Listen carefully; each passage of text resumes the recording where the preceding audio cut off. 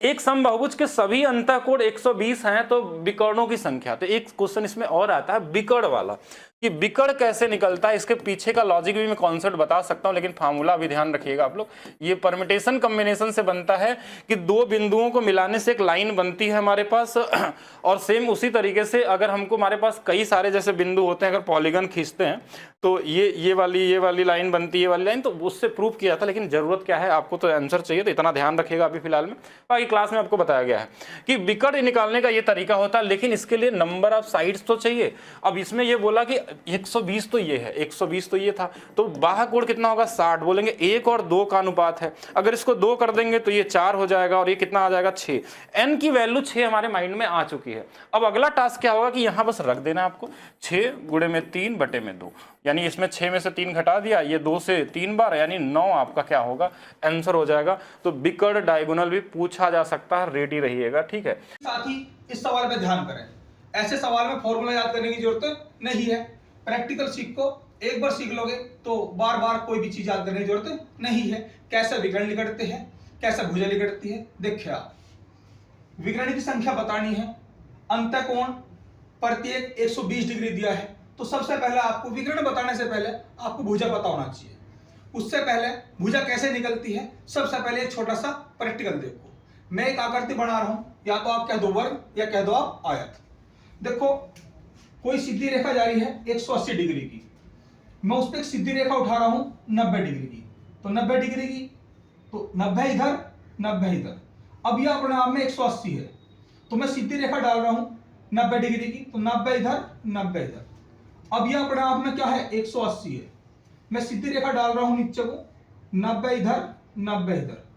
यह अपने आप में 180 है, सीधी रेखा बना रहा हूं 90 डिग्री की, 90 इधर 90 इधर। देखो अब जो आकृति बनी है, या तो आप कह दो वर्ग है या कह दो आप आयत है। अब देखो आप भार के कोणों का योग कितना हो गया, इसके 360 हो गया। कहने का मतलब क्या है, अगर आप कोई भी आकृति बना रहे हो, चाहे वो त्रिभुज हो, चाहे वो चतुर्भुज हो, चाहे वो पंचभुज हो, भार के जो कोणों का योग होगा वो 360 होगा, और भारों के कोण से ही इसका पता लगा लेंगे हम कि इसमें कितनी भुजा है। अगर मैं इसी सवाल में कह दूं कि प्रत्येक अंतःकोण 90 डिग्री का है, तो इसमें भुजा कितनी है, प्रत्येक कोण 90 डिग्री का है अंतःकोण, तो भार का कोण कितना है 90 का, तो 360 में 90 के टुकड़े हैं, देख लो 4 टुकड़े हैं, यानी कि 4 भुजा है। इसी प्रकार अंतःकोण 120 दिया है, तो भार का कोण कितना है, भार का कोण 60 डिग्री है, तो 360 को अगर 60 से भाग करूंगा तो कितनी बार कटेगा 6 बार, यानी कि इसके अंदर कितनी भुजा है 6 भुजा है। तो ये आपकी भुजा निकल गई। आपको बताना है विकर्ण, आपने सूत्र पढ़ा होगा, सूत्र याद करने की जरूरत नहीं है, बार बार भूल जाओगे आप, n-3 बटे 2। तो ये सूत्र कहां से बनता है, ये बार बार याद करने की जरूरत नहीं है अगर आप प्रैक्टिकली जानते हो। देखो मैं एक षष्ठभुज बना रहा हूं,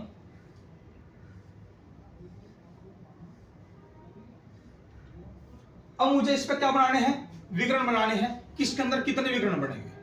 आप देखो अगर मैं यहां से शुरुआत कर रहा हूं, ना तो बराबर वाली पे बनाएगा, ना अपनी इस बराबर वाली पे बनाएगा, और ना अपने आप पे बना होगा, यानी कि ना तो इस बराबर वाले बनाएगा ना इस बराबर वाले बनाएगा, और एक हो गया खुद, तो बची कितनी 3 भुजा। तो अगर मैं इससे बनाऊंगा तो ये 3 भुजा बना होगा।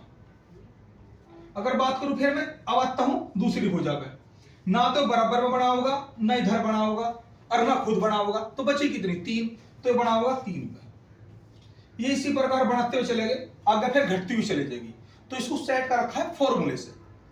तो मैं इसलिए बता रहा हूं ये चीजें कि फॉर्मूला आपको फिर ऑटोमेटिक याद रहेगा अगर आप प्रैक्टिकल जानते हो। अब देखो इसके अंदर कितनी भुजा है 6 भुजा है, कितने विकर्ण है, अब कैसे याद रखोगे आप भाई, ना तो बराबर वाले बनाएगा ना बराबर वाले पे, एक अपने आप खुद, तो एक भुजा क्या को बनाओगी 3 विकर्ण। तो याद रखोगे भुजा कितनी है 6 है, एक भुजा क्या को बना रही है 3 पे, तो गुणा 3 और देख लो बटे 2। ये बटे 2 इसलिए कर रखा है कि प्रत्येक जो भुजा है वह 3 3 नहीं बनाती, फिर वह 3 + 3 + 2 फिर 1 इस प्रकार घटती हुई चलेगी। तो ये फॉर्मूला बिल्कुल सेट कर रखा। आप देख लो भुजा कितनी है, n का मतलब है भुजा 6, n-3 देख लो कितना आ गया 3। तो यो वही है कि भुजा 6 है, ना इससे बनाती ना इस पे एक अपना आप पे, तो इसके 3 घटाते हैं। ये देख लो कितना आ गया, इसके अंदर 9 है। क्लियर इस बात को लेके? देख लो आप कैसे, माना 7 है, 7 भुजा है, कितने विकर्ण है, तो याद रखो ना बराबर वाले पे ना बराबर वाले पे ना खुद, तो एक भुजा क्या करना होगी 4 पे, तो भुजा कितनी है 7, तो 7 चौक 28, 7 गुणा 4 बटे 2 कितना हो गया आपका 14। अच्छा प्रैक्टिकल देख लो आप, पहले 3 बनाया, 1 2 3 1 2 3, देख लो आप। अब मैं इस पर बात करता हूं, ना इधर बनाएगी ना इधर, इसने 1 बना चुका, पहले इस पे बन चुका, तो कितना बनाओगी 1 और 1 2 प्लस 2। अब बात करूं मैं इस पे, ना इधर बनाएगा ना इधर, इस पे यहां बन चुका, यहां बन चुका, यहां देख ले आप, 3 दूनी 6 2 8 और 1 9, इस पे कितने हैं 9 है, लेकिन ये फॉर्मूले से सेट करके रख रखा है कि प्रत्येक भुजा 3 बनाओगी उतना ही होगा बटे 2 करके 9 आ जाओ, तो ये सेट कर रखा है। आप अगर ये प्रैक्टिकल जानते हो कि, तो इससे अगर आपको विकर्ण भी दिए हैं तो आप विकर्ण से भी भुजा बता दोगे आप, कि पता होना चाहिए कि 3 का अंतर होता है और जो बड़े वाला होता है वो बड़ा आंसर होता है। जैसे मैं कह दूं विकर्ण 35 है, अब देखो आप भुजा गुणा 3 बटे 2, तो अगर 35 आया होगा बटे 2 करके आया होगा, अगर मैं गुणा 2 कर दूं कितना हो गया 70। अब इस 70 में इस 70 के ऐसे फैक्टर करो जिसका अंतर 3 आता हो, देख लो आप 7 धाम 70, तो जो बड़े वाला होगा आंसर, क्योंकि उसमें से 3 घटा होगा, जो बड़े वाला होगा वो क्या होगी भुजा होगी, देख ले आप।